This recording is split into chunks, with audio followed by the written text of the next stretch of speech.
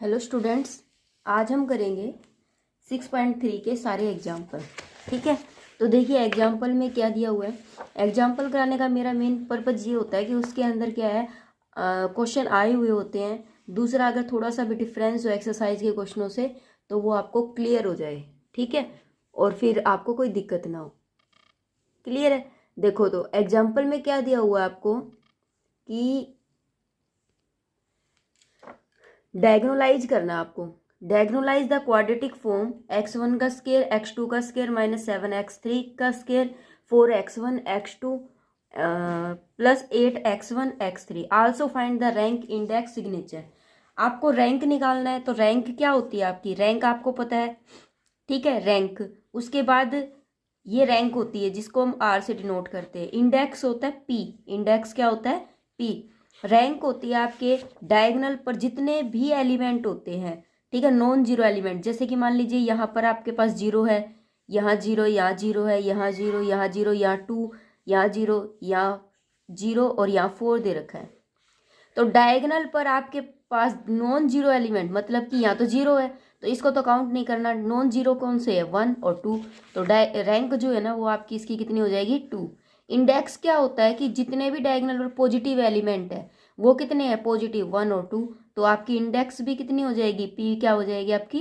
2 हो जाएगी। ठीक है, और सिग्नेचर जो होता है वो क्या होता है? 2p माइनस आर होता है। तो p की वैल्यू यहाँ रख के आर की यहाँ रख के जो निकलेगा वो आपका क्या होता है? सिग्नेचर होता है। ठीक है, इक्वेशन ऑफ ट्रांसफॉर्मेशन क्या होती है? x इज इक्वल टू में पी वाई होती है। ये होती है आपकी इक्वेशन ऑफ ट्रांसफॉर्मेशन। तो देखिए आपके पास, आपको मैथ के अंदर आपका फर्स्ट एग्जांपल है जो कि आपका बहुत बार रिपीट हो चुका है। ठीक है, आपको दे रखा है x1 का स्केयर प्लस 2x2 का स्केयर माइनस में 7x3 का square minus 4x1 x2 plus 8x1 x3। Find rank. आपको फाइंड निकालना है rank, signature, index, equation of transformation. ठीक है, सबसे पहले हम क्या करेंगे, x1 वालों को रखेंगे साथ में। ठीक है, x1 का स्केयर। ठीक है, फिर हम क्या करते थे, यहाँ माइनस लगाना। यहाँ क्या है? 4x1 x2। ठीक है, उसके बाद क्या दे रखा आपको? Plus 8x1 x3। ठीक है, उस ये वाली चीज़ दे रखी है। और जो बाकी बचा हुआ है ना उसको हम क्या करेंगे? साइड में रख देंगे। माइनस का क्या आया? 7x3 का स्केयर प्लस 2x2 का स्केयर। ठीक है, ये मैंने अलग से निकाल दिया। ठीक है, अब देखो अगर मैं इसको कंटिन्यूटी में बनाऊं, अगर मुझे इसे कंटिन्यूटी में बनाना है तो मैं कैसे बनाऊंगी? मुझे इसको एक मैट्रिक्स फॉर्म में लेके आना है। सबसे पहले मुझे इसको क्या करना है? मैट्रिक्स फॉर्म में लेके आना है। इसमें हमें क्या करना है? डायगोनलाइजेशन करना है। डायगोनलाइजेशन में क्या करते हैं हम? इसे हम पहले मैट्रिक्स फॉर्म में लेके आओ। मैट्रिक्स में यहाँ पर क्या है? x1 1 हो गया, डायगोनल पर तो स्केयर वाले आएंगे। फिर 2 वाला आएगा तो 2 यहाँ आ गया। फिर 3 वाला आएगा तो माइनस का 7 यहाँ आ गया। मेरी बात समझ आई? उसके बाद देखो अगर यहाँ पर x1 x2 है, पहले मैं इसमें ले लेती हूँ ताकि आपको भी ईजी लगेगा। फिर ये x का ट्रांसपोज में कितने हैं? x1 x2 x3 ले रहा है, ये x1 x2 और x3। इसी तरीके से यहाँ पर x क्या होगा? x1 x2 x3 हो गया। ठीक है, अब देखो मैंने x1 का स्केयर वाला ले लिया। अब x1 x2 1 और 2 1 2 वाला लेना है आपको। ये हमेशा याद रखना है, इसको सिमेट्रिक प्रॉपर्टी बनानी है, सिमेट्रिक मैट्रिक्स बनानी है। तो देखो x1 और x2 मैंने क्या बताया था? x1 और x2 है, माइनस का 4x1 और x2 है, तो आपको इसका हाफ करना है। तो ये क्या हो जाएगा? माइनस का 2। तो यहाँ क्या बच जाएगा? माइनस का 2। अगर यहाँ -2 है तो यहाँ भी क्या होगा? माइनस का 2 होगा। ठीक है, उसके बाद आता है x1 की फिर 3 के साथ, तो x1 x3 ये देखो। तो इसका भी अगर हाफ करेंगे तो 4 यहाँ आ जाएगा, 4 यहाँ आएगा। ठीक है, बाकी बचा क्या? अब इतना हो गया। अब यहाँ पर देखो अब हम x2 की बात करेंगे तो x2 पहले क्या आएगा? x2 x1 आ गया। फिर x2 का स्केयर ये भी आ गया। अब x2 x3 का कहीं कुछ नहीं जिक्र, तो यहाँ 0 लगा देंगे। अगर यहाँ 0 आएगा तो यहाँ 0 आएगा, क्योंकि सिमेट्रिक में ये वाले इक्वल होते हैं, ये वाला इसके साथ होगा और ये वाला ये इक्वल होते हैं। ठीक है, इस तरीके से आपको पता चल जाएगा ये सिमेट्रिक है। अब देखो, अब मेरे पास एक मैट्रिक्स बन गई ए क्या बन गई मेरे पास? मैट्रिक्स। अब मुझे इसकी निकालनी है रैंक। तो रैंक निकालने के लिए मुझे इसको किस में चेंज करना पड़ेगा, आपको इसके अंदर कैनोनिकल फॉर्म लाइक इस तरीके से लगानी है कि ए आई, डायगोनलाइजेशन में आपको इस तरीके से लगानी है। और वैसे अगर आप सिंपल करते हो तब आपको मैंने बताया था आई थ्री करके लगानी है। ठीक है, आपको मैट्रिक्स लिखनी है क्योंकि यहाँ पर क्या है ए, तो आप मैट्रिक्स लगाओगे 1 माइनस का 2 4 माइनस 2 2 0 4 0 माइनस का 7। ठीक है, अब आपको यहाँ पर भी 1 आइडेंटिटी है, यहाँ आई गिवन है तो आइडेंटिटी मैट्रिक्स है। ठीक है, ये लिख दिया। अब आपको क्या करना है, अब आपको ऐसे ऑपरेशन लगाने हैं रो और कॉलम के कि ये तो आपकी क्या बन जाए, इसके सिर्फ डायगोनल पर एलिमेंट बच जाए। कैनोनिकल फॉर्म और नॉर्मल फॉर्म में क्या होता था कि आपको डायगोनल पर 1 1 की फॉर्म लेके आनी होती थी, लेकिन इसमें ऐसा कुछ नहीं है। आपको सिर्फ यही करना है कि आपका जो रूल है वो भी ये कहता है कि आपको लेफ्ट साइड A11 के और राइट साइड 0 करना है, बस और कुछ नहीं करना। मतलब यहाँ 0 आना चाहिए, यहाँ भी 0 आ जाए, यहाँ 0 आ जाए, यहाँ 0 आ जाए। ठीक है, सिर्फ इतना ही करना है। और अगर डायगोनल पर ये चीज़ें बचती है तो ये रहने दो, अगर 2 बचता है तो 2 बचने दो, कुछ भी बचे डायगोनल पर डायगोनल पर एलिमेंट होना चाहिए। ठीक है, उसके बाद देखो, और जब करते टाइम अगर मान लो एक डायगोनल पर 0 नहीं भी आ पाता, एक डायगोनल पर जो है वैल्यू नहीं रहती, 0 आ जाती है, तो भी कोई दिक्कत नहीं है। ठीक है, और डायगोनल पर तो वैल्यू आ रही है ना।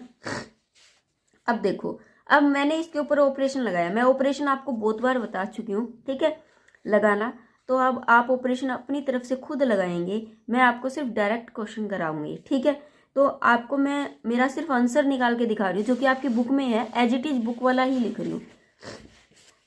देखो, आपने जब ऑपरेशन इसके ऊपर रो और कॉलम का लगाया, आप हमेशा ये बात याद रखना, जब आप इस पर रो का ऑपरेशन लगाते हो तो आपको इस पर भी रो का लगाना है, लेकिन जब आप इस पर कॉलम का लगाते हो तो आपको इसके ऊपर कॉलम का ऑपरेशन नहीं लगाना, इसको एज इट इज रखना है। सिर्फ ये बात आपको याद रखनी है। ठीक है, तो देखो आपके पास जब आपने अप्लाई किया तो आपके पास ये स्टेटमेंट आती है। ये सारी चीज़ें मैंने आपको एक्सरसाइज में बता चुकी हूँ मैं, तो आप एक्सरसाइज से हेल्प ले सकते हो। अब आपने जब इसके ऊपर ऑपरेशन लगाए तो आपके पास ये वाली फॉर्म बन गई। ठीक है, ये ब्रैकेट नहीं आनी चाहिए थी इसके बीच में, ये वाला आना चाहिए था 1 0 0 2 1 0 4 4 1, ये वाली आ चुकी है। ठीक है, देखो मैट्रिक्स मेरी किस में बदल गई, इसके अंदर बदल गई, डायगोनल फॉर्म में बदल गई, और ये वाली चीज़ जो थी वो मेरी इसमें आ गई। तो ये डायगोनल में बदली तो मैं इसको नाम दे देती हूँ डायगोनल। और ये जो होता है ना, जब इसको हम ट्रांसफॉर्म करते हैं ना तो ये चीज़ बन जाती है पी का ट्रांसपोज। ठीक है, इसको क्या नाम दिया जाता है, पी का ट्रांसपोज। आपकी बुक में डायगोनलाइजेशन के प्रोसेस में मैंने ये चीज़ अच्छे से बताई है। ठीक है, अगर अब मुझे इसको क्वाड्रेटिक फॉर्म में लिखना है तो मैं क्या करूँगी, द क्वाड्रेटिक फॉर्म जो होती है, क्वाड्रेटिक फॉर्म अगर मैं इसको रिड्यूस करूँ, क्वाड्रेटिक फॉर्म रिड्यूस करूँ इसको, तो क्या होती है रिड्यूस। क्वाड्रेटिक फॉर्म में क्या होता था, summation i is equal to में 1 और यहाँ n तक होता था, और यहाँ डी आई वाई आई का स्केयर होता था। अब देखो डी आई क्या है, आई 1 रख सकते हो तो d1 y1 का स्केयर, यहाँ क्या होगा d2 y2 का स्केयर, और यहाँ क्या होगा d3 y3 का स्केयर। क्योंकि डायगोनल सिर्फ 3 है तो 3 ही लेके चल लेते हैं, अगर ज़्यादा होते तो हम ज़्यादा लेते।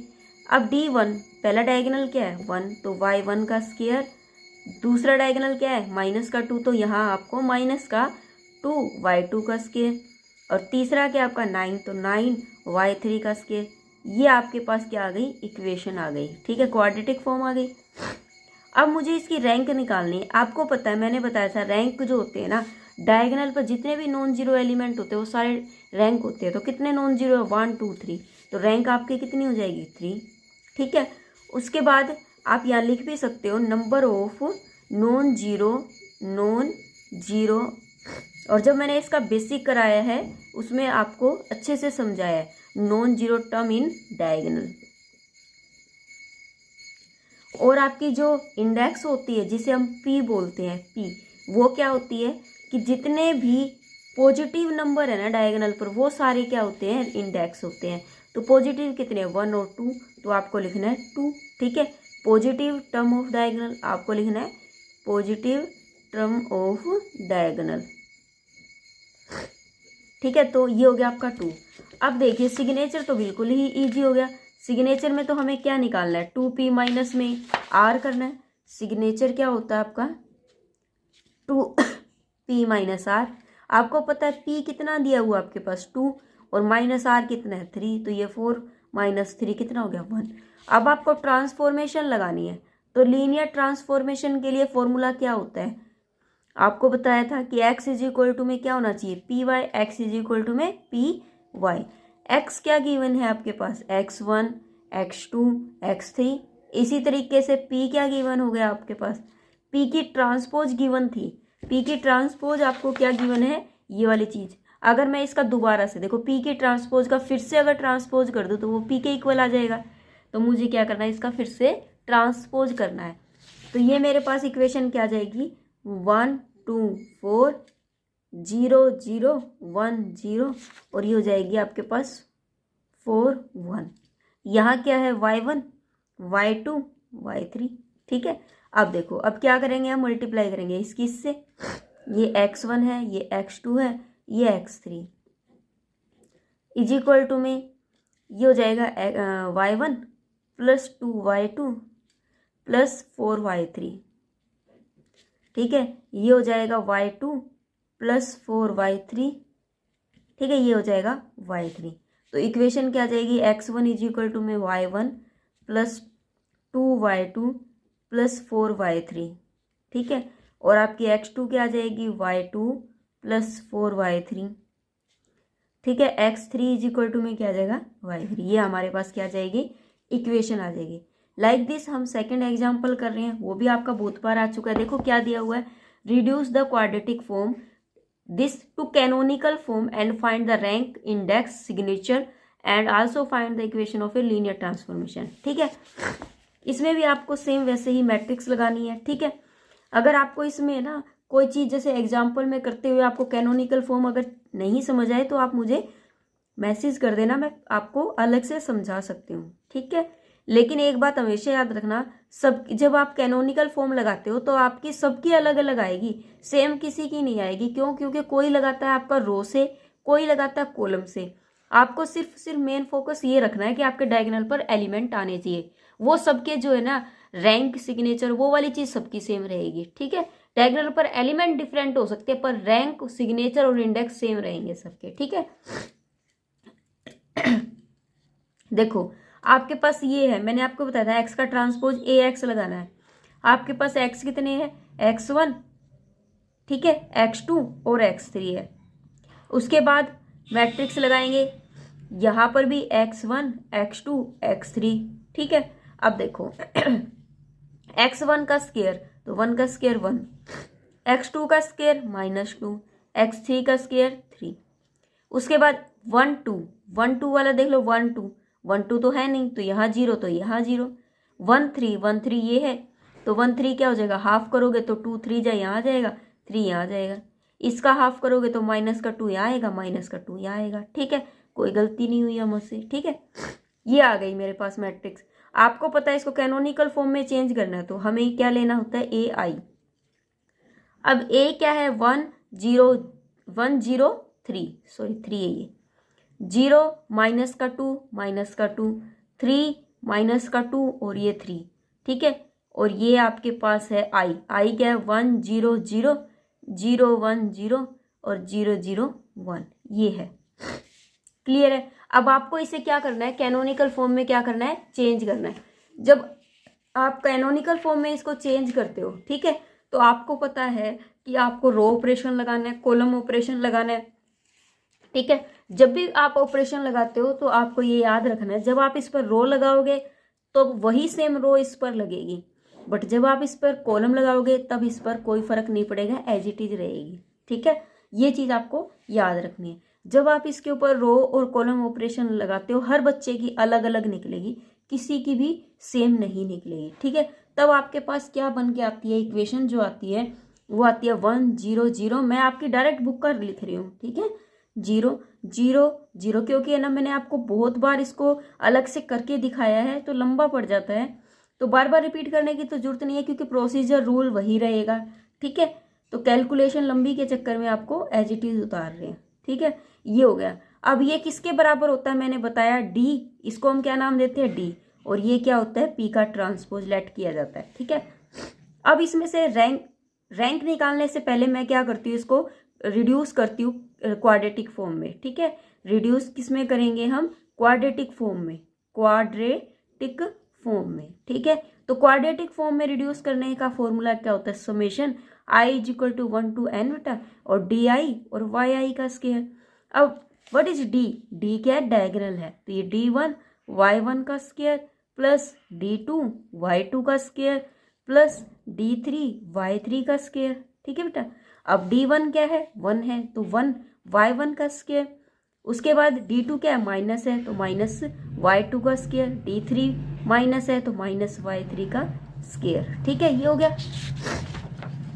उसके बाद देखो क्या दे रखा है, इतना करने के बाद आपको क्या करना है, रैंक निकालनी है, रैंक निकालेंगे। आपने देखा नॉन जीरो एलिमेंट कितने हैं रैंक डायगोनल पर, नॉन जीरो एलिमेंट डायगोनल पर तीनों ही नॉन जीरो एलिमेंट है, किसी पर भी जीरो नहीं है। इंडेक्स पी आपको पता है कि माइनस में 2 है, तो पॉजिटिव क्या है, पॉजिटिव टर्म जो होती है ना डायगोनल की, पॉजिटिव टर्म ऑफ डायगोनल वो कितनी है, 1 है, तो आप लिखोगे 1। सिग्नेचर कैसे निकालना है आपको, 2p माइनस का r करके। What is p, p is index, p क्या है आपका इंडेक्स, तो 2 इंटू में 1 माइनस में r क्या है 3, तो आपका जो सिग्नेचर आया वो क्या आया, माइनस का 1। अगर आपको इसके ऊपर ट्रांसफॉर्मेशन पूछा हो तो ही लगानी है, अगर नहीं पूछा तो नहीं, लेकिन इसने पूछा है तो हम ट्रांसफॉर्मेशन लगाएंगे। ट्रांसफॉर्मेशन का फॉर्मूला क्या होता है कि आपको x1 x2 x3 करना है। ठीक है, यहाँ पर मैट्रिक्स लिखनी है और यहाँ पर आपको y1 y2 y3, फॉर्मूला होता है x is equal to p y. अब देखो आपके पास जब आपने अप्लाई किया था तो मैट्रिक्स आई थी p की, ठीक है, ये आया था p। आपको क्या करना है, इसका ट्रांसपोज करना है ताकि आपके पास सिंपल मैट्रिक्स आ जाए। ठीक है, तो जब मैं इसका ट्रांसपोज पे ट्रांसपोज करती हूँ, वो आपको अलग से करके दिखाना है। p का ट्रांसपोज गिवन है और उसके ऊपर फिर से ट्रांसपोज लगाओगे तो वो किसके इक्वल आ जाएगा, p के इक्वल आ जाएगा। तो आपके पास इक्वेशन क्या है, आपके पास इक्वेशन है 1 0 0, आपने 0 1/√2 0 माइनस का 3/2 माइनस का 1/2 और 1/2, और इसके ऊपर ट्रांसपोज लगाएंगे तो क्या हो जाएगा, ये उधर चला जाएगा। तो 1 0 माइनस का 3/2 0 1/√2 और माइनस का 1/2 0 0 1/2, ये आ गई। हम इसको यहाँ रख देंगे, तो 1 0 माइनस 3/2, ठीक है, 0 1/√2 और यहाँ हो जाएगा माइनस का 1/2, यहाँ 0 0 1/2। ठीक है, ये हो गया। अब मुझे क्या करनी है, अब मुझे इसके ऊपर इसकी इससे गुणा करनी है, तो x1 किसके बराबर आ जाएगा, y1 माइनस का 3/2 y3 हो जाएगा, ये y3 है। इसी तरीके से जब x2 निकालेंगे तो ये क्या हो जाएगा, 1/√2 y2 माइनस का 1/2 y3। इसी तरीके से x3 किसके इक्वल हो जाएगा, y3 की। ठीक है, ये आ गई। अब मुझे क्या करना है, ये निकल गया। अब मेरा जो थर्ड क्वेश्चन है उसमें उसने क्या पूछा है, पहले आप स्टेटमेंट को जरूर ध्यान से पढ़िए। आपसे उसने क्या कहा, रिड्यूस कीजिए इसको कैनोनिकल फॉर्म के अंदर।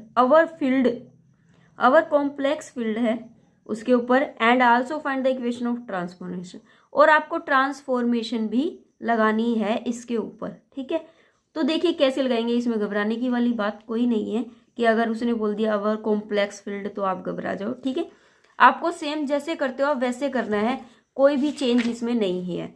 ठीक है, देखो कैलकुलेशन जो होती है ना वो इनकी बहुत लंबी हो जाती है जब आप ऑपरेशन लगाते हो, इसीलिए हम इसको डायरेक्ट कर रहे हैं। तो देखिए सेम करना है आपको, कुछ भी चेंज नहीं करना, बस सिर्फ अंतर इतना है, इसमें ना तो आपने रैंक निकालनी, ना ही आपसे उसने इंडेक्स पूछा है, ना ही सिग्नेचर पूछा है। ठीक है, ये चीज़ आपको नहीं निकालनी। ठीक है, तो ये आप अपने आप कर सकते हो। देखिए एग्जाम्पल नंबर 4 अब हम आते हैं, लैग्रेंजेस मेथड जो होते हैं ना उसके ऊपर बेस है, तो आपको मैं लैग्रेंजेस बेस मेथड भी करा देती हूँ एक बार। ठीक है, तो देखिए एग्जाम्पल नंबर 3 आप करेंगे, 4th करवा रही हूँ आपको। आपको क्या दिया हुआ है, डायगोनलाइजेशन करना है और बोलेगा वो आपको कि लैग्रेंज मेथड से सोल्व करना। अगर आपसे नहीं पूछा जाए तो आप कोई भी मेथड लगा सकते हो डायगोनलाइजेशन के लिए, पहले वाला भी और लैग्रेंज भी। अगर आपसे उसने लैग्रेंज बोल दिया जाए तो आपको लैग्रेंज मेथड ही लगाना है, ठीक है। तो देखो हम सिंपल विदाउट लैग्रेंज वाले में तो क्या करते थे, एक्स का ट्रांसपोज करके और फिर हम डायगोनलाइजेशन करके फिर इक्वेशन निकालते थे, लेकिन इसमें आपको कैनोनिकल फॉर्म नहीं निकालनी ऐसे डायरेक्ट, ठीक है। तो देखो कैसे करेंगे हम।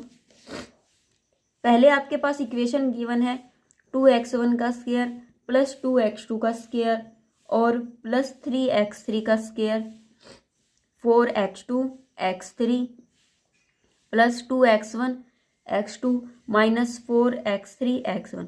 अब देखिए हम इसके अंदर लैग्रेंज मेथड से कैसे डायगोनलाइजेशन की प्रोसेस को अप्लाई करते हैं। पहला काम मेरा ये होता है कि मैं x1 वाले कोफिशिएंट को सबको इकट्ठा लिख लेती हूँ, ये x1 ये x1 ये x1, तो x1 वाले को हम इकट्ठा लिख लेते हैं। तो क्या करेंगे हम, x1 का square 2 plus 2x1 x2 minus 2x3, यहाँ 4 है, यहाँ 4 लिखोगे, 4x3 और ये हो जाएगा आपका x1, ठीक है।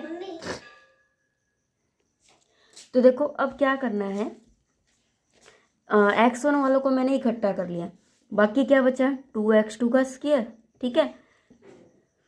उसके बाद क्या बचा है माइनस का 4x2 x3 फिर 3x3, ठीक है। ये अब 2x1 है, इसमें से मैं, आप हमेशा याद रखना x1 का जो कोफिशिएंट है ना x1 का स्क्वायर का, उसको 1 करना है, तो मैं 2 कॉमन ले लेती हूँ। तो ये क्या हो जाएगा x1 का square plus x1 x2 minus का 2, इसमें से भी कॉमन लेना है x3 x1।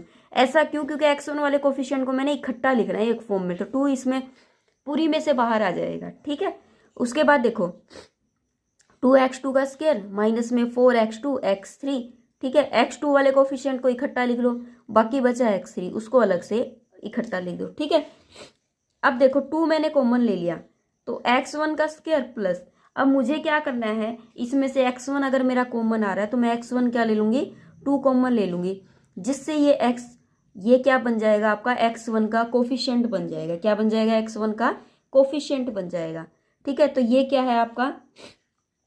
अब देखो, अब अगर आप इसमें से भी कॉमन ले सकते हो तो आप इसमें से भी कॉमन लो, लेकिन आप हमेशा याद रखो कि जैसे आपने x1 के स्क्वायर के कोफिशिएंट को 1 किया, वैसे x2 के स्क्वायर को भी आपको क्या करना है, कोफिशिएंट को 1 बनाना है, ठीक है। क्या बनाएंगे 1, कोई बात नहीं वो भी करेंगे। अब x2 का स्क्वायर अभी तो नहीं कर रहे, 2x2 का स्क्वायर माइनस में 4x2 x3 और ये है प्लस में 3x3 का स्क्वायर, एज इट इज रहने दो। अब मुझे क्या करना है, इसको ना एक स्क्वायर फॉर्म में लेके आना है। कैसे, जैसे x1 का स्क्वायर होता था, ठीक है, ये x1 x2 माइनस में 2x3, इसको स्क्वायर फॉर्म में लाने के लिए मुझे क्या करना है, 2/2 करके बाय 2 करके इसी को ही ऐड करना है स्क्वायर को, और इसी के ही स्क्वायर को घटाना है। कैसे, देखो प्लस करके मैंने इसका बाय 2 किया। हम है ना बनाते थे 10वीं में, बनाते थे इसकी फॉर्म को, कैसे बनाते थे एक बार मैं आपको रफली बता देती हूँ। जैसे कि मान लीजिए आपके पास x1 माइनस में 2x3 है और यहाँ पर x1 है, मैं बाय 2 कर देती हूँ। बाय 2 करके आपको इसकी ही स्क्वायर फॉर्म, जैसे कि x1 का स्क्वायर और x1 माइनस में 2x2 x3 का स्क्वायर बाय 4, यही आपको ऐड करना और यही आपको घटाना भी है। घटाना क्यों पड़ता है, वो इसलिए ताकि जब आपकी स्टेटमेंट को कट जाए तो कोई इफेक्ट ना पड़े, इसलिए ऐड करोगे तो घटाओगे भी, ठीक है। ये चीज़ आपको करनी है, इससे क्या हो जाएगी, आपकी जो फॉर्म आएगी वो स्क्वायर वाली फॉर्म आ जाएगी, ठीक है। तो मैंने जब इसको किया तो ये क्या आया 1/4, ठीक है, 1/4 आया। अब देखो x1 वाला कोफिशिएंट यहाँ पर है, तो x1 वाले को नहीं लेंगे, x1 को नहीं लेना, क्योंकि मैंने x1 का कोफिशिएंट को 2 करना है, x1 के कोफिशिएंट को बाय 2 करना है, तो ये x1 नहीं आएगा। तो आपके पास क्या आएगी, यहाँ आएगी आपके पास x2 माइनस में 2x3 का स्क्वायर माइनस यहाँ पर माइनस करके, और ये हो जाएगा 1/4 x2 माइनस में 2x3 का स्क्वायर, ठीक है। और प्लस में फिर आगे जो रकम थी आपके पास 2x2 का स्क्वायर, -4x2x3 और +3x3 का स्क्वायर। ठीक है, ये चीज़ है। अब देखो, अब मुझे क्या करना है, मैं यहीं से उठा रही हूँ इसको। अब मेरे पास देखो ये फॉर्म बन गई, x1 का स्क्वायर x2 का स्क्वायर प्लस 2x1 x2। ठीक है, तो मेरा फॉर्मूला बन गया। तो ये क्या फॉर्मूला बना मेरा, x1 + 1/2 और x2 - 2x3 का होल स्क्वायर। ठीक है, तो उसके बाद मुझे क्या करना है, मैंने एज इट इज इसको उतार लिया। ठीक है, अब देखो, अब यहाँ पर ये चीज़ आ चुकी है मेरे पास, इसका स्क्वायर बन रहा है। ठीक है, अब देखिए आगे क्या करना है मुझे, इसको जब मैं सोल्व करती हूँ, अब इसको पूरी को खोल सकती हूँ मैं। ठीक है, इसको क्या कर सकते हैं हम, पहले तो एज इट इज उतार लेते ताकि फिर बार बार इस पेपर को देखने की जरूरत नहीं। x2 ये क्या हो जाएगा, 2x3 का स्क्वायर माइनस का 4, ये 4, इसको तो मैंने स्क्वायर फॉर्म में लिख ही दिया। ठीक है, इसको मैंने पूरी को स्क्वायर फॉर्म में लिख लिया, तो मैंने -4 ही लगा देना यहाँ पर। प्लस में क्या दे रखा है आपको, दोबारा से उतारती हूँ मैं, एक बार एज इट इज उतारती हूँ। 2x1 का square plus x1 x2 - 2x3। ठीक है, प्लस 1/4 x2 - 2x3 का स्क्वायर, फिर माइनस का 1/4 x2 माइनस में 2x3 का स्क्वायर। ठीक है, प्लस 2x2 का square -4 x2 x3 plus 3x3 का स्क्वायर। ठीक है, ये ले लो, ये मेरे पास पूरी स्क्वायर की फॉर्म बन रही है, मतलब a का स्क्वायर b का स्क्वायर प्लस 2ab। तो मैं इसको क्या लिख सकती हूँ, x1 प्लस 1/2 x2 माइनस में 2x3। ठीक है, इसका पूरे का होल स्क्वायर। उसके बाद क्या दिया हुआ आपके पास ये स्टेटमेंट है। तो हम क्या करेंगे, इसको पहले हम x2 वाले को इकट्ठा लिख लेते हैं। क्या करते हैं, इसको पहले इसको खोल लो, -1/4 x2 का स्क्वायर प्लस 2 2 जा 4 x3 का स्क्वायर माइनस में ये क्या हो जाएगा, 2 2 जा 4, तो ये हो जाएगा आपका 4x3 का स्क्वायर। ठीक है, ये हो जाएगा, यहाँ ये a का स्क्वायर हो गया, ये b का स्क्वायर हो गया, यहाँ आएगा आपका x2 x2 आएगा, x2 x3 आएगा। ठीक है, यहाँ प्लस आएगा, यहाँ माइनस आएगा। पता है कैसे, मैंने ये फॉर्मूला खोला है a - b का होल स्क्वायर का। ये a - b का होल स्क्वायर ही तो है, a का स्क्वायर प्लस b का स्क्वायर, b का स्क्वायर ये हो गया, -2 साथ में है, एक 2 और है, तो 2a और b, a क्या है x1 x2 है और ये b हो गया। ठीक है, 1/4 बाहर है। अब बचा क्या, प्लस में 2x2 का स्क्वायर प्लस x3 का स्क्वायर -4 x2 x3, ये बचा है। ठीक है, अब देखो 2x1 प्लस 1/2 x2 माइनस में 2x3, इसका पूरे का स्क्वायर है। क्लियर, माइनस का, अब इसको खोल लिया मैंने, इसको अंदर मल्टीप्लाई कर दो। ठीक है, क्या करेंगे हम, इसकी मल्टीप्लाई करेंगे अंदर, तो माइनस का 1/4 x2 का स्क्वायर, और ये माइनस का है तो माइनस का माइनस माइनस प्लस हो जाएगा, और 4 से 4 कट गया तो क्या आ जाएगा, x3 x2 माइनस 4 से 4 कैंसिल, माइनस x3 का स्क्वायर प्लस, अब देखिए उसके बाद मेरे पास ये स्टेटमेंट आ गई। अब मुझे क्या करना है, इसकी, ये तो मेरा स्क्वायर फॉर्म में बन गया, 2x1 प्लस में 1/2 और ये हो गया आपके पास x2 माइनस में 2x3 का स्क्वायर। ठीक है, उसके बाद क्या दे रखा आपको, अब x2 वालों को इकट्ठा लिखो, x2 वालों को इकट्ठा, क्योंकि x1 पर हमने वर्क कर लिया, अब x2 वालों को लिखना है। ठीक है, पहले हम x1 पर काम करेंगे फिर x2 पर। जब मैं इसको और इसको सोल्व करती हूँ तो मेरे पास क्या आता है, 3/2 आ रहा है, तो 3/2 माइनस का नहीं आ रहा, प्लस का आएगा। ठीक है, प्लस का, जब मैं इसको सोल्व करती हूँ 4 2 जा 8, 8 में से 1 गया, इस तरीके से। ठीक है, 4 2 जा 8 हो जाएगा, ये आ गया 3/2। ठीक है, 3/2 x2 का स्केयर आया। उसके बाद जब मैं अब x2 जिसके साथ है उस वाले कोफिशिएंट को लो, ये है और एक ये है, तो ये कितना हो जाएगा, ये और ये है, ठीक है। तो अगर मैं इसको और इसको सोल्व करती हूँ तो ये क्या आ रहा है, माइनस का 3 x2 x3 आ रहा है। तो देखो ये क्या आ रहा है आपके पास, मैंने क्या किया 3/2 जो है वो मैं बाहर लेके चल रही हूँ, ठीक है। x2 वालों को इकट्ठा कर लेती हूँ, तो ये क्या आ रहा है 4/3 x2 और x3 आ रहा है, ठीक है। फिर ये क्या बच रहा है मेरे पास। अब हमें क्या करना है, आपको देखो क्या करना है, मेरे पास ये वाली चीज आती है। अब मुझे इसके अंदर यहाँ पर मेरे पास है x3 का स्केयर। अब मुझे इसको क्या करना है कि आपको इसका, मैंने बताया था ना कि x2 का स्केयर का है, तो अब x2 के कोफिशिएंट की बात करेंगे। तो x2 का कोफिशिएंट क्या है x3, उसको बाय में 2 करके, जैसे आपके पास क्या है 4/3 है और x3 है, बाय 2 करो तो 2 2 जा 4, तो 2/3 का 2/3 और x3 का स्केयर ही आपको ऐड करना है और उसको घटाना है, ताकि क्या बन जाए, परफेक्ट स्केयर बन जाए। तो 2 इंटू में x1 प्लस में 1/2 x2 माइनस में 2x3, ठीक है, इसका पूरे का होल स्केयर प्लस 3/2, ठीक है, x2 का स्केयर माइनस में आपको 4/3 करना है x2 और x3। आप क्या करोगे, प्लस में 2/3 इसका x3 का होल स्केयर यहाँ ऐड कर दिया और इसका जो माइनस में करके आप बाहर ले लो, ठीक है। 2/3 x3 का होल स्केयर और आपके साथ क्या है x3 का स्केयर। क्लियर है। अब देखो ये क्या बन गया, परफेक्ट स्केयर बन गया 2x1 प्लस 1/2 x2 माइनस का 2x3 का होल स्केयर, ठीक है, प्लस 3/2, ये क्या बन गया x2 माइनस में 2/3 x3 का होल स्केयर, ये पूरे का स्केयर बन गया, ठीक है। माइनस में जब मैं इसको सोल्व करती हूँ, जब हम इसको सोल्व करते हैं तो ये क्या आता है 1/3 x3 का स्केयर, प्लस में आएगा क्योंकि ये प्लस का है, ठीक है, प्लस का बड़ा है, ये आ गया। अब इसको क्या मान लेते हैं हम, y1 मान लेते हैं। y1 किसको मान लिया मैंने, इसको मान लिया, किसको x1 प्लस 1/2 x2 माइनस में x3 को y1 मान लिया। y2 किसको माना है, x2 माइनस को 2/3 x3 को।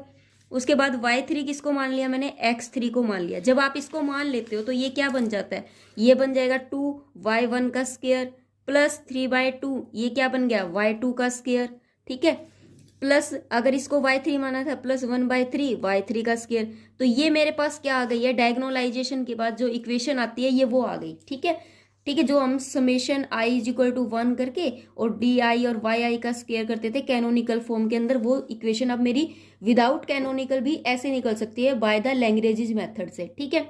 लंबा जरूर है पर है इजी, ठीक है। उसके बाद देखो क्या दे रखा है, उसके बाद आपको इसके अंदर ट्रांसफॉर्मेशन भी लगानी है। उसने क्या बोला, also find the equation of transformation. तो आपको पता है कि x इज इक्वल टू में क्या होता है, पी वाई होता है। तो आपको ये जो आपकी निकली है, ये तो निकली है आपके y के अकॉर्डिंग, y के अकॉर्डिंग निकली है, लेकिन वो क्या कहता है x इज इक्वल टू में पी वाई आना चाहिए। तो मतलब x की वैल्यू निकलनी चाहिए। तो हमें अब x1 x2 और x3 इसी वैल्यू से निकालना है। देखो x3 तो आपके पास गिवन है, आप क्या करोगे x3 की वैल्यू y3 यहाँ रख दोगे तो आपके पास x2 निकल जाएगा। कैसे, तो देखो आपके पास आपके पास y2 जो है ना वो क्या है x2 माइनस का 2/3 और x3 है। आपको पता है पीछे आपने x3 को y3 माना है, तो हमें x2 की वैल्यू निकालनी है। तो y2 ये इधर आ जाएगा प्लस 2/3 और x3 की जगह y3 रख दो और ये क्या हो गई x2 की वैल्यू हो गई, ठीक है। इसी तरीके से अब आपको x1 की निकालनी है। तो y1 किसके बराबर है आपके पास, x1 प्लस 1/2 x2 माइनस में x3 है। आपको पता है x2 की वैल्यू ये है, तो आप यहाँ रख दो y1 प्लस x1 को यही रहने दो क्योंकि x1 की तो वैल्यू निकालनी है, तो x1 को तो चेंज नहीं करना। x2 की जगह पर क्या निकला था y2 प्लस ये 2/3 था बेटा, 2/3 y3, ठीक है, ये हो गया माइनस x3 की जगह पर y3 रख दो। अब x1 की वैल्यू निकल जाएगी कैसे, x1 y1 is equal to में x1 प्लस ये क्या हो जाएगा 1/2 y2 हो गया, ठीक है, प्लस ये हो जाएगा 1/3 y3 और यहाँ बाहर माइनस का y3 है।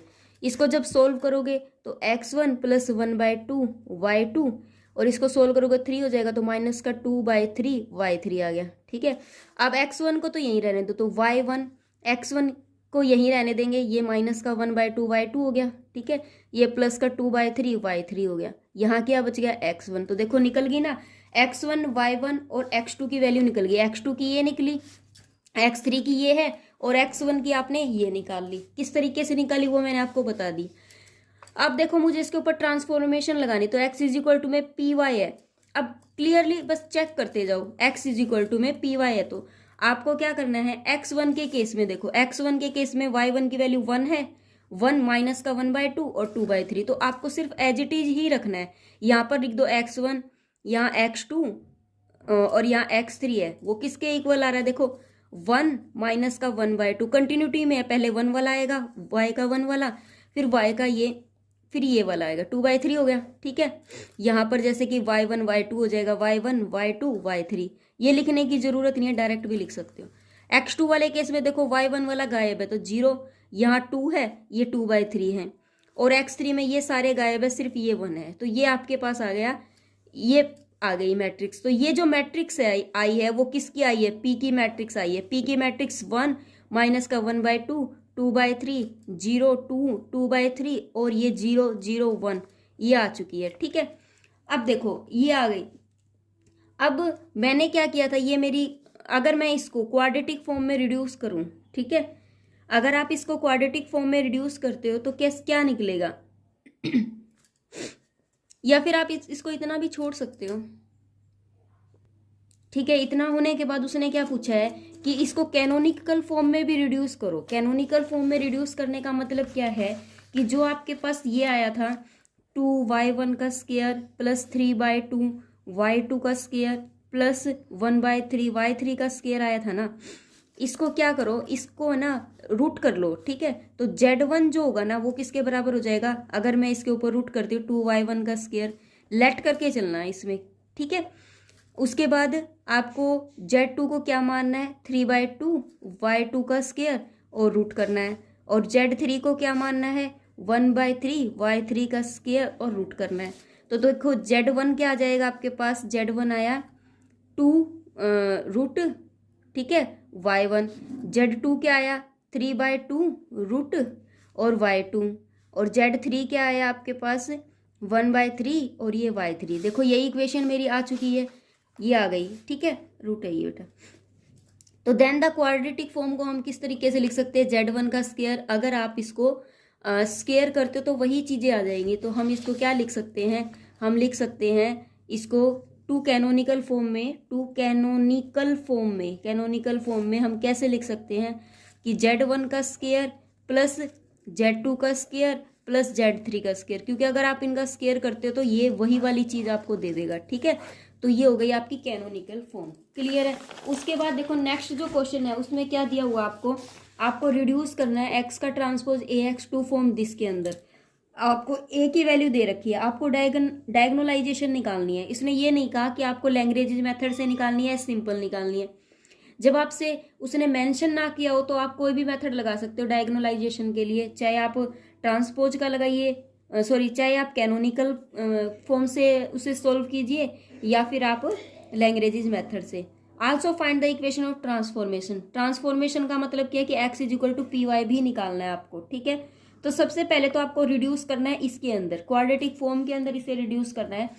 तो कैसे करेंगे, आपके पास कोई मैट्रिक्स गिवन है, आपके पास मैट्रिक्स क्या गिवन है, मैट्रिक्स है आपके पास, क्वेश्चन ये एग्जाम्पल नंबर आपका 5th है। आपके पास मैट्रिक्स है a इज इक्वल टू में 1 2 3 2 माइनस का 2 माइनस का 4 3 माइनस 4 माइनस का 3। ठीक है, आपको इसे x का ट्रांसपोज ax करके इसकी वो बनानी है। तो x को लेट कर लेंगे हम, क्या है x1 x2 x3। ठीक है, x है ये क्या है x। अब हम क्या करेंगे, x का ट्रांसपोज अगर करेंगे तो x1 x2 x3 हो जाएगा। ठीक है, आपको क्वाड्रेटिक फॉर्म में बनाना है तो आप क्या करोगे, अगर x1 x2 x3 ले रहे हो तो यहाँ पर भी x1 x2 x3 ही लेते हो। क्वाड्रेटिक फॉर्म में क्या होते हैं, दोनों सेम रहते हैं, लेकिन बाइलिनियर में क्या होता है, x का ट्रांसपोज a y होता है। यहाँ पर आपके पास मैट्रिक्स गिवन है, यहाँ लिख दोगे आप। ठीक है, माइनस का 4 माइनस का 3। जब आप इसकी पहले इससे मल्टीप्लाई करोगे, ठीक है, आप क्या करोगे, इसकी इससे मल्टीप्लाई करोगे। जब आप इसकी मल्टीप्लाई करते हो तो आपके पास क्या आ जाता है, एज इट इज़ ये तो x1 x2 x3 है, इसकी जब मल्टीप्लाई करते हो तो क्या आएगा, माइनस का x1 प्लस का 2x2 प्लस का 3x3। इसी तरीके से 2x1 माइनस का 2x2 माइनस का 4x3, इसी तरीके से 3x1 माइनस का 4x2 और माइनस का 3x3। अगर आप ये अप्लाई करते हो तो क्या बन जाती है, x1 का स्क्वायर, ठीक है, x1 का स्क्वायर और माइनस का 2x2, मैंने माइनस ऑलरेडी पहले बाहर कॉमन ले लिया, ठीक है, उस तरीके से, सॉरी ये -1 नहीं था, ये +1 है, तो +1 ही लेके चलेंगे हम इसको, ठीक है। इसकी वजह से अगर बस यही दिक्कत आई थी और कुछ नहीं। उसके बाद देखो प्लस का 2x2 का स्क्वायर,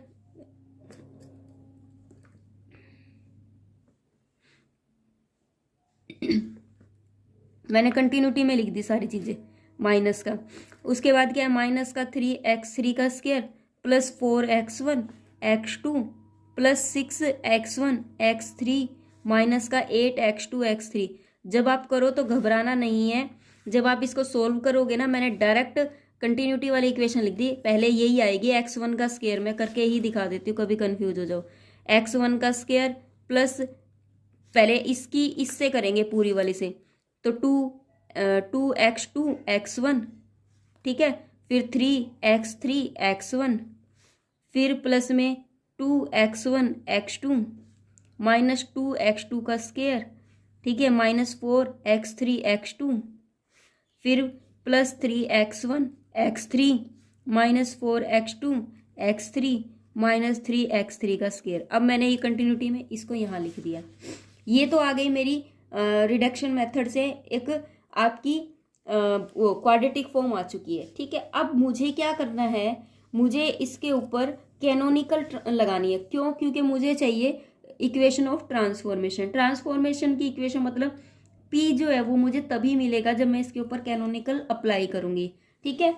तो आप देख लेना, आप लैग्रेंज मेथड से भी P निकाल सकते हो और इससे भी, तो वो आपको कैसे करना है। तो हम क्या करेंगे, AI करेंगे।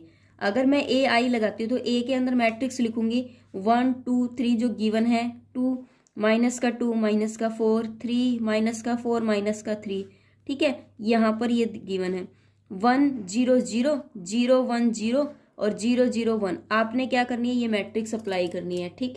जब आप इसके ऊपर मैट्रिक्स अप्लाई करते हो तो आपका मैं डायरेक्ट आंसर लिख रही हूँ, आप खुद अप्लाई करना रो और कॉलम की मैट्रिक्स लगा के, ठीक है। तो आपके पास ये एलिमेंट आ जाते हैं 0 माइनस का 6 0 0 0 14/3, ठीक है। यहाँ आता है 1 0 0 माइनस का 2 1 0 और 1/3 माइनस का 5/3 और ये 1, ये वाले एलिमेंट आपके पास आते हैं, ठीक है। तो मैंने आपको बताया था ये तो डायगोनल होता है और इसको हम कैसे लिख सकते हैं, P का ट्रांसपोज। ये किसके अंदर ट्रांसफॉर्म हो जाता है, इसके अंदर, ये डायगोनल के अंदर। तो डायगोनल को कैसे लिखते थे, summation I = 1 to n DI YI का स्क्वायर। तो देखो D क्या निकला आपका, यहाँ D1 Y1 का स्क्वायर प्लस D2 Y2 का स्क्वायर प्लस D3 Y3 का स्क्वायर, ठीक है। D1 क्या है, 1 Y1 का स्क्वायर माइनस 6 Y2 का स्क्वायर, ठीक है, प्लस 14/3 Y3 का स्क्वायर। ये निकल गई मेरी आपकी डायगोनलाइजेशन की इक्वेशन। अब देखिए, अब मुझे ट्रांसफॉर्मेशन लगानी, तो x = में PY होता है, लेकिन यहाँ तो ये P का ट्रांसपोज निकला। अगर मैं इसका अगेन ट्रांसपोज कर देती हूँ दोबारा से, तो ये क्या बन जाएगा, ये 1 माइनस का 2 1/3 0 1 माइनस का 5/3 0 0 1, ये बन गई, ठीक है। और जब मैं यहाँ रखती हूँ तो x1 x2 x3, ठीक है, ये किसके बराबर आ जाएगा, इसके बराबर आ जाएगा 1 माइनस का 2 1/3 0 1 माइनस का 5/3 0 0 1। और यहाँ पर क्या लेना, y है, तो यहाँ लेंगे हम y1 y2 y3। तो देखो ये किसके इक्वल आ गई, x1 जो है वो मेरा किसके इक्वल आ रहा है, y1 माइनस का 2 y2 प्लस का 1/3 y3 के इक्वल। x2 किसके इक्वल आ रहा है, y2 माइनस का 5/3 y3 के इक्वल। और x3 किसके इक्वल आ रहा है, आपका y3 के इक्वल। ये हमारी जो है ट्रांसफॉर्मेशन की इक्वेशन आ चुकी है। इस तरीके से ये क्वेश्चन मेरा सोल्व है। ठीक है, आज हमने सारे एग्जाम्पल कर लिए 6.3 से रिलेटेड। नेक्स्ट वीडियो में हम 6.3 एक्सरसाइज करेंगे। तब तक के लिए bye, take care, thank you, have a nice day.